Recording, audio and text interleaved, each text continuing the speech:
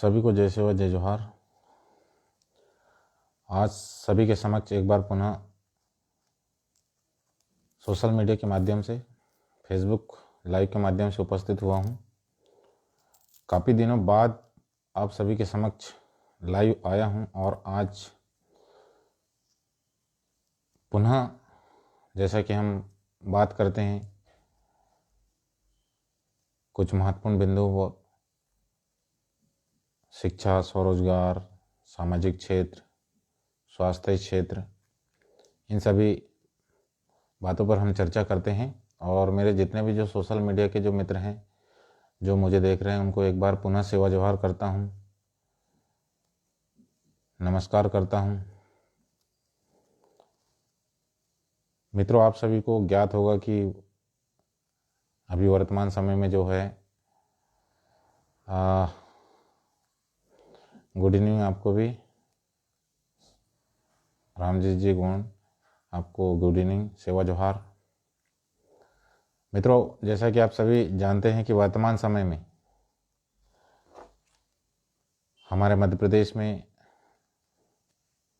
अपन बात करते हैं कि जो मध्य प्रदेश शासन के द्वारा जो प्राथमिक और जो माध्यमिक स्कूल 31 मार्च तक 2021 का जो मार्च का जो महीना होता है, 31 मार्च तक जो प्राथमिक और जो माध्यमिक स्कूल बंद है। तो हम चाहते हैं कि हमारे जो सेवा जोहार मरकाम साहब, आपको बहुत बहुत सेवा जोहार और धन्यवाद कि आप हमेशा हमें सुनते हैं और आपसे भी हमें प्रेरणा मिलती है। आप भी इतने व्यस्ततम कार्यक्रम होने के बाद भी अच्छी अच्छी बातें सोशल मीडिया के माध्यम से आप सभी हम सभी के लिए लाते हो, इसके एक बार पुनः आपको सेवा जोहार, धन्यवाद। जैसा कि आज मध्य प्रदेश में जो स्कूल जो बंद हैं, हमें इसके जो आने वाला जो समय होगा इसमें जो नकारात्मक या दूरगामी जो बोलते हैं अपन परिणाम देखने को मिलेंगे, क्योंकि आज एजुकेशन का जो स्तर है, हम बात करते हैं कि जो सरकार के माध्यम से हमको कुछ एजुकेशन के बारे में सोचना चाहिए, परंतु दिनों दिन जो सरकार है, मध्य प्रदेश सरकार किस्तों में उसको मतलब स्कूल को किस्तों में बंद करने का कार्य कर रही है। हमें प्रयास करना चाहिए कि आज रिकवरी रेट कोरोना के बहुत अधिक मतलब क्या बोलना चाहिए अधिक है हमारे मध्य प्रदेश में। तो हमें प्रयास करना चाहिए कि इस कोविड-19 के दौर में हमारे जो शिक्षण संस्थानों को किस प्रकार से सुचारू रूप से सावधानी के माध्यम से किस प्रकार से इसको ओपन करना चाहिए, इस पर चिंतन और मनन करने की आवश्यकता है। चलो ठीक है, सरकार तो अपना काम कर ही रही है, पर हमारे जितने जो लोग हैं मुझे सोशल मीडिया में देख रहे हैं, मैं सभी से अनुरोध करना चाहता हूं कि हमारे जो छोटे छोटे जो बच्चे हैं, जो प्राथमिक स्कूल के हो चाहे वो माध्यमिक स्कूल वाले हो, जो ग्रामीण अंचलों में निवासरत हैं जहां पर किसी प्रकार की जो नेटवर्क नहीं है, लाइट की सुविधाएं नहीं है, तो जो लोग पढ़ने लिखने वाले भाई लोग हैं वो अपने ग्रामीण क्षेत्रों में, अपने गाँव में, घर परिवार में अपने छोटे छोटे बच्चों को शिक्षा प्रदान करें ताकि वो लोग शिक्षा से जुड़ सकें। नहीं तो लगभग शिक्षण संस्थान मार्च से लेकर मार्च तक, मतलब प्राथमिक जो एजुकेशन है या प्राथमिक जो शिक्षा है, माध्यमिक जो शिक्षा है, ये लगभग मार्च से लेके ये मार्च तक लगभग बंद ही रहेगा जो निर्देश हैं। और जो बाकी जो हाई स्कूल, हायर सेकेंडरी का जो लेवल है, इसको सोशल डिस्टेंस के माध्यम से संचालित करने के लिए गवर्नमेंट ने सहमति प्रदान किया है और पालकों की सहमति के माध्यम से और जो कोविड-19 की जो गाइडलाइन है उसको फॉलो करते हुए सहमति प्रदान किया है। परंतु हमारी कोशिश होनी चाहिए कि हम एक अच्छे मार्गदर्शक के रूप में, गुड्डू भाई को बहुत बहुत सेवा जोहार,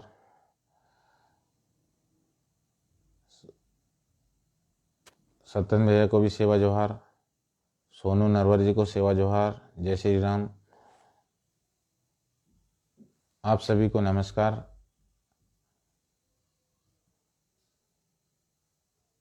तो हमें प्रयास करने की आवश्यकता है कि हमारे जो छोटे छोटे बच्चे हैं उनको किस प्रकार हम शिक्षा के क्षेत्र में जोड़ के रखें।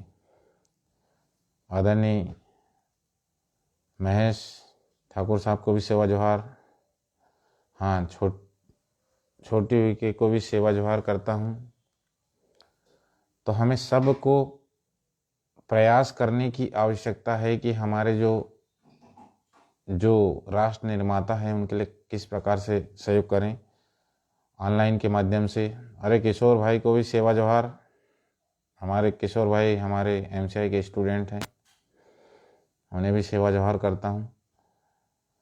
तो आप सभी को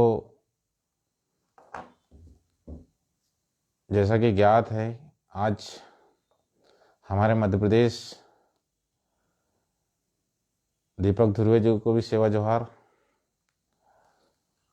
आप जैसा कि जानते हैं कि मध्य प्रदेश में भी वर्तमान में बहुत सारी जो प्रतियोगी परीक्षाएं हो रही हैं, उनके लिए हमारे जो राष्ट्र निर्माता जो स्टूडेंट हैं बहुत प्रयास कर रहे हैं, परंतु ऑनलाइन के माध्यम से ये पॉसिबल नहीं हो पा रहा है।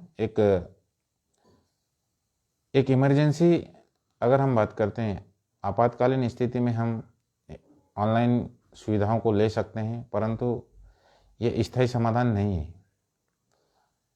इसलिए जितने भी जो पढ़ने लिखने वाले युवा साथी हैं, जो शिक्षक लोग होंगे जो पढ़ा रहे हैं बच्चों को, उनसे मेरा निवेदन है कि आप ज़्यादा से ज़्यादा अभी वर्तमान में जो हैं ऑनलाइन के माध्यम से तो पढ़ाई करें। यदि नेटवर्क नहीं तो कोई बात नहीं, आप अपने शिक्षकों से डायरेक्ट बात करें, या आप सोशल डिस्टेंस को मतलब मेंटेन करते हुए हमारे एजुकेशन को सुचारू रूप से जारी रखें। हमने ये प्रयास किया है कि इस कोविड-19 के दौर में भी हम लोगों ने, स्पेशली हमारी जो मेडिटेक कैरियर इंस्टीट्यूट की जो टीम है, लगातार आज पूरे ज़िले में भ्रमण कर रही है और बच्चों को मोटिवेट करने का कार्य कर रही है। चाहे वो किसी भी उम्र का बच्चा हो, किसी भी उम्र का और किसी भी प्रकार की प्रतियोगी परीक्षाओं की जो तैयारी कर रहे हैं, हम लोगों ने मार्गदर्शन देने का पूरा प्रयास किया है। तो हम चाहते हैं कि आप भी जहाँ पर हम लोग नहीं पहुँच रहे हैं, आप भी अपने स्तर से प्रयास करें कि एजुकेशन को कैसे प्रमोट किया जाए। इस कोविड के दौर में हम एजुकेशन को कैसे आगे बढ़ाएं, इस पर हम चर्चा करें, वार्तालाप करें, संवाद करें, क्योंकि लगभग 8-9 महीने का समय बहुत होता है। आज हम लोग पेपर देने के बाद 2 दिन बाद भूल जाते हैं कि कौन कौन से क्वेश्चन आते हैं, लेकिन ये बहुत ही लंबा समय हो गया, जिसके कारण आने वाले समय में हमारे बच्चे लोग, अभी एक नया सिस्टम चालू हो गया, आपको पता होना चाहिए कि सब बच्चे लोग घर से ही लिख के ले जा रहे हैं। मुझे तो समझ में नहीं आ रहा है कि जब घर से ही लिख के ले जा रहे तो क्या लिख के ले जा रहे होंगे, और उनको कैसे पता चलेगा कि वो कंपटीशन में पार्टिसिपेट कर रहे हैं। क्या सोशल डिस्टेंस के माध्यम से क्या ये जो त्रैमासिक अर्धवार्षिक परीक्षाएं नहीं हो सकती थी? क्या बोर्ड एग्जाम नहीं हो सकते? जब उतने बड़े IIT, UPSC और नीट का एग्ज़ाम हो सकता है, तो क्या ये छोटे मोटे एग्ज़ाम नहीं हो सकते? सरकार को भी प्रयास करना चाहिए। यदि आप एक जागरूक पालक हो या आप एक जागरूक स्टूडेंट हो, तो आपकी जिम्मेदारी होती है कि इस कोविड-19 के दौर में भी हमें एजुकेशन में जुड़े रहना है और हमें सतत रूप से संघर्ष करना है, क्योंकि आने वाले समय में हमेशा, चाहे वो भारत सरकार हो चाहे राज्य सरकारें हैं, ये कोविड का बहाना देके कहीं ना कहीं दूसरे जितने जो बेरोजगार, क्या बोलना चाहिए, जो रोजगार होते हैं उसको ख़त्म करेंगे। आज वैकेंसियाँ नहीं निकल रही है, हमारे जो युवा लोग हैं इनके पास अच्छे अच्छे डिग्रियां हैं, पर ये कोई काम की नहीं है। अब ये पन्ने तक ही सीमित हो गए, एक कागज़ का टुकड़ा ही तक ही सीमित हो गए। भारत देश की सरकारें, चाहे वो केंद्र सरकार हो चाहे राज्य सरकार, हमारे भारत देश की युवा पीढ़ी के भविष्य के बारे में सोचना चाहिए। यदि सरकार ने इनके बारे में नहीं सोचे तो इनका भविष्य खराब हो सकता है। और हमारी पहली प्राथमिकता ये हो, सरकार से मेरा दरखास्त भी और अनुरोध भी है कि सबसे पहले हमारे भारत देश का जो विकास होगा वो एजुकेशन से होगा। तो सबसे पहले प्राथमिकता ये होनी चाहिए कि एजुकेशन को कैसे प्रमोट किया जाए। इस कोविड-19 के दौर में हम घर घर तक एजुकेशन को कैसे पहुंचाएं, यह प्रयास करने की आवश्यकता है। आज चाहे नीट वाले हो, चाहे इंजीनियरिंग वाले हो, चाहे प्रशासनिक क्षेत्र में जाने वाले जो युवा लोग हैं जो संघर्ष कर रहे हैं, आज के ज़माने में प्रतियोगी परीक्षाओं की तैयारी करना एक प्रकार से बहुत आसान भी है और एक प्रकार से बहुत मुश्किल भी है। आसान कैसे हैं? तो आज इतने अच्छे अच्छे प्लेटफॉर्म है, शिक्षण संस्थान हैं जो कि मतलब किसी लक्ष्य को कैसे आसानी से उस स्टूडेंट को दिलाएं, ये प्रयास कर रही हैं। तो जब एक शिक्षक सामने अपने स्टूडेंट को पढ़ाता है, वो जानता है कि इस स्टूडेंट की क्या क्या समस्याएं हैं, तो उनको जो कठिन चीज़ है मतलब एक प्रकार से रेडीमेड उनको अवेलेबल हो जाता है, उपलब्ध हो जाता है शिक्षण संस्थानों में। और कठिन कैसे? कठिन यह है कि ये जो दौर है कोविड-19 का, इसमें शिक्षण संस्थान बंद हो चुके हैं और कोई भी सरकार के द्वारा मतलब पूरी निष्ठा के साथ, पूरी ईमानदारी के साथ शिक्षण संस्थानों को खोलने के लिए, सुचारू रूप से संचालित करने के लिए किसी भी प्रकार का जो प्रयास है बिल्कुल नहीं किया जा रहा है। इसमें कोई डाउट वाली बात नहीं है। तो जो युवा पीढ़ी है, देखो, आप सतत रूप से तैयारी करते रहें, आप भी तैयारी करते रहें। यदि आपको आता है तो आप अपने छोटे भाई बहनों को बताएं, अपने जो ग्रामीण अंचल के जो बच्चे हैं उनको बताएं। ये हमेशा प्रयास करना चाहिए कि हमारे जो स्पेशली हम बात करें, अभी वर्तमान में सबसे बड़ी समस्या है मार्गदर्शन की। हमने ग्राउंड स्तर से लेके चाहे वो व्हाट्सएप यूनिवर्सिटी हो, चाहे फेसबुक यूनिवर्सिटी हो, चाहे क्या बोलना चाहिए कि और भी जो अन्य माध्यम हैं, और जो सोशल मीडिया के जैसे इलेक्ट्रॉनिक मीडिया हो, प्रिंट मीडिया हो, सोशल मीडिया हो, या ग्राउंड मीडिया का मतलब होता है हम वहाँ जाके मार्गदर्शन दिए हैं। हमारा प्रयास ये हुआ है कि हम लोगों को जागरूक करें और रियल मायने में बच्चों को क्या चीज़ की आवश्यकता होती है।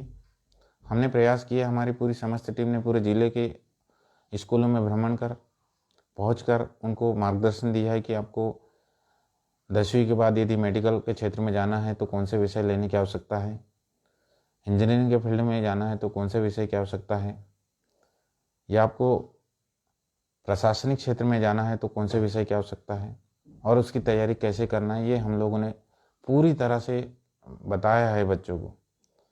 परंतु मैं थोड़ा सा आपसे चर्चा रोकूंगा। अभी जैसे कि हमारे भाई साहब रामजीत जी गोंड जी पूछ रहे हैं कि बी फार्मा का एंट्रेंस एग्ज़ाम कब होता है यूपी में। एक्चुअली भाई साहब मैं एमपी से बिलोंग करता हूं और हमारे जो एमपी है इसमें पहले फार्मेसी का एग्ज़ाम होता था, प्री फार्मेसी टेस्ट। परंतु कुछ दिनों बाद ऐसा हुआ, कुछ सालों से परसेंटेज जो प्रतिशत जो होती है, हमारा जो 12th का परसेंटेज होता है उसी के बेस पे हमारे मध्य प्रदेश में जितने भी जो फार्मेसी कॉलेज होते, चाहे वो गवर्नमेंट कॉलेज हो चाहे वो प्राइवेट कॉलेज हो, परसेंटेज बेस से ही प्रवेश मिलता है। यूपी की थोड़ी जानकारी नहीं है, जैसे मैं जानकारी होगी मैं आपको बताऊंगा निश्चित तौर से। तो हमें वर्तमान में प्रयास करने की आवश्यकता है, बहुत अधिक मेहनत करने की आवश्यकता है। आप मेडिकल के क्षेत्र में जाओ, मेडिकल के क्षेत्र में आपको जाना है तो निश्चित तौर से आपको 10वीं के बाद बायोलॉजी लेने की आवश्यकता है। बायोलॉजी मतलब फिजिक्स केमिस्ट्री बायोलॉजी है ना, जीव विज्ञान समूह लेना पड़ेगा। इंजीनियरिंग के क्षेत्र में जाना है आपको तो मैथ सब्जेक्ट लेना पड़ेगा। और आपको जैसे अपन बात करते हैं जो चार्टर्ड अकाउंटेंट जो होता है, जो कॉमर्स वाले जो करते हैं, कॉमर्स लेना पड़ता है। और जो प्रशासनिक क्षेत्र जैसे अपन बात करते हैं पीएससी वगैरह जो करते हैं, यूपीएससी वगैरह, तो इसमें क्या होता है ग्रेजुएशन चाहिए, कोई भी सब्जेक्ट से ग्रेजुएशन चाहिए, चाहे वो उच्च शिक्षा हो, चाहे जो डिग्री कॉलेज से हम बीएससी बीए बीकॉम जो करते हैं, डिग्री कंप्लीट चाहिए, आप फिर अपीयर हो सकते हैं उसमें। तो वही है कि आपको थोड़ा मेहनत करने की आवश्यकता है। हमारे जो नौजवान युवा पीढ़ी आज यदि सही दिशा में जाते हैं तो निश्चित तौर से ये हमारे भारत देश के विकास में बहुत अधिक सहयोग करेंगे। युवा लोगों को सही मार्गदर्शन की आवश्यकता है। हमने प्रयास किया है कि हमेशा युवा लोग कैसे आगे बढ़ें, चाहे वो शैक्षिक हो, चाहे वो स्वरोजगार हो, चाहे सामाजिक हो। हमारे जो भाई लोग हैं जो पढ़े लिख के, मतलब अपन बात करते हैं कि कई सारे लोग को ऐसा लगता है यार कि मेरा इंटरेस्ट गवर्नमेंट सेक्टर में नहीं है, तो वो लोग बिजनेस के क्षेत्र में भी जा सकते हैं। हमें बिजनेस के क्षेत्र में भी बढ़ना चाहिए, चाहे आप किसी भी प्रकार का बिजनेस करो, लेकिन आपको बढ़ना चाहिए ताकि हमारे जो सुबह शाम की जो रोटी है आसानी से हमको मिले, हम खाना अच्छे से खा सकें 2 टाइम का। तो स्वरोजगार के क्षेत्र में भी हम जा सकते हैं। और जो लोग संगीत के क्षेत्र में अपन बात करते हैं, जो संगीत के क्षेत्र में संगीत एक ऐसा क्षेत्र है, मतलब हम बात करते हैं कि आज देखिए कोई भी कार्यक्रम हो, पहले के ज़माने में तो ऐसा नहीं होता था, लेकिन जो संगीत वाले जिनकी आवाज़ अच्छी है तो वो लोग एक टीम तैयार करें। आज देखिए इतने सारे शादियाँ होती हैं, किसी जन्मदिन के कार्यक्रम होते हैं या और भी जो कार्यक्रम होते हैं, आज देखो संगीत वाले कितना अच्छा इनकम कर रहे हैं, कमा रहे हैं। मतलब आप कम इन्वेस्ट में भी बहुत अच्छा कमा सकते हैं। तो संगीत के क्षेत्र में भी आपको बढ़ना चाहिए, खेल के क्षेत्र में भी आपको बढ़ना चाहिए। आपका इंटरेस्ट जिस साइड है आपको वहाँ पे बढ़ना चाहिए, क्योंकि मार्गदर्शन की कमी है। और दूसरी बात है, जैसे हमारे बैतूल क्षेत्र में अगर अपन बात करते हैं, हमारे बैतूल क्षेत्र में एक उभरते संगीतकार हैं, जैसे अपन बात करते हैं भाई मुकेश धुर्वे जी, जो शाहपुर क्षेत्र से बिलोंग करते हैं, और हमारे एमसीआई के स्टूडेंट जो परेश मार्क्स कॉलेज बहुत अच्छा प्रैक्टिस कर रहे हैं। और एक स्टूडेंट है जो हमारे कोचिंग से पढ़ी है, आरती परते, उनकी भी आवाज़ अच्छी है। तो हम बढ़िया उनके लिए प्लेटफॉर्म भी तैयार कर रहे हैं। आने वाले समय में हम लोगों के द्वारा संगीत की शिक्षा भी बहुत जल्दी प्रदान की जाएगी हमारे संस्थान के माध्यम से। परंतु क्या है कि जो कोविड-19 का जो दौर है ये थोड़ा काफ़ी प्रभावित किया है सभी को, सभी क्षेत्रों को, क्योंकि एकदम से अपन भीड़ बढ़ा भी नहीं सकते हैं, क्योंकि थोड़ी सावधानी रखना बहुत ज़रूरी है।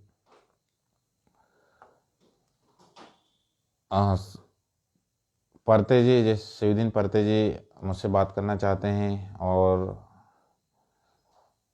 तो मेरा आप नंबर लिख सकते हैं, व्हाट्सएप में मैसेज कर देना आप मुझे, मैं कॉल करूँगा आपको। 94907296 862 94907296 862। ये मेरा व्हाट्सएप नंबर परमानेंट नंबर है, आप इस पर मुझे कॉल भी कर सकते हैं।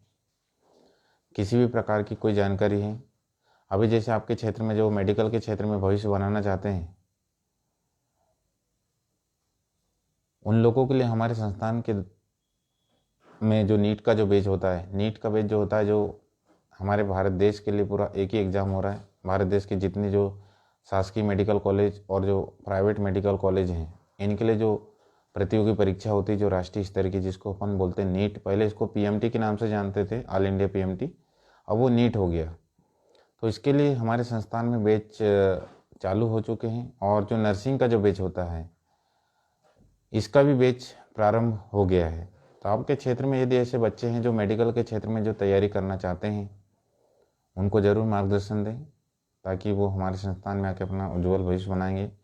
और साथ में जो सिविल का जो बैच है, जो पुलिस वाला जो बैच है, पुलिस और जेल प्रहरी और एसआई का ये बैच भी चालू हो गया है। और जो कक्षा 12वीं जो जीव विज्ञान समूह, उनके लिए हम लोगों ने स्पेशली जो है बायोलॉजी सब्जेक्ट की कोचिंग चालू की है, क्योंकि अभी थोड़ी मतलब गाइडलाइन का पालन कर रहे हैं हम लोग कोरोना गाइडलाइन का, इसलिए ज़्यादा हम भीड़ बिल्कुल नहीं बढ़ाएंगे।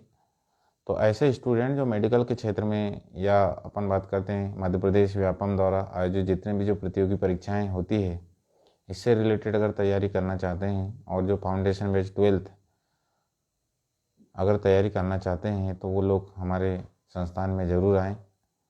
और आप सभी लोगों से मेरा निवेदन है कि आप अपने क्षेत्र के बच्चों को हमेशा पढ़ने के लिए अग्रसर करें, मोटिवेट करें। निश्चित तौर से वो आने वाले समय में आपके क्षेत्र के विकास में सहयोग करेंगे, आपके जिले का नाम रोशन करेंगे, घर परिवार समाज का नाम रोशन करेंगे। तो मैं चाहूँगा कि आप लोग, वर्तमान में जो हमारी सबसे बड़ी समस्या है वो शिक्षा, और पूरी तरह से शिक्षा इस समय गर्त में जा रहा है। तो आप सबके सहयोग से हमारे जो छोटे छोटे नन्हे नन्हे बच्चे हैं, जो प्राथमिक और जो माध्यमिक स्कूल वाले जो बच्चे हैं, उन लोगों को आप मार्गदर्शन दें, ताकि वो लोग अच्छा पढ़े लिखें और अपने घर परिवार का नाम रोशन करें। तो एक बार आप सभी को पुनः सेवा जोहार करता हूं और धन्यवाद प्रेषित करता हूं कि आप लोग हमेशा मेरा सहयोग करते हैं, आप मेरा मनोबल बढ़ाते हैं, और सबसे बड़ी बात है कि आप मेरे लिए समय निकालते हैं। तो एक बार पुनः आप सभी को बहुत बहुत धन्यवाद, सेवा जोहार।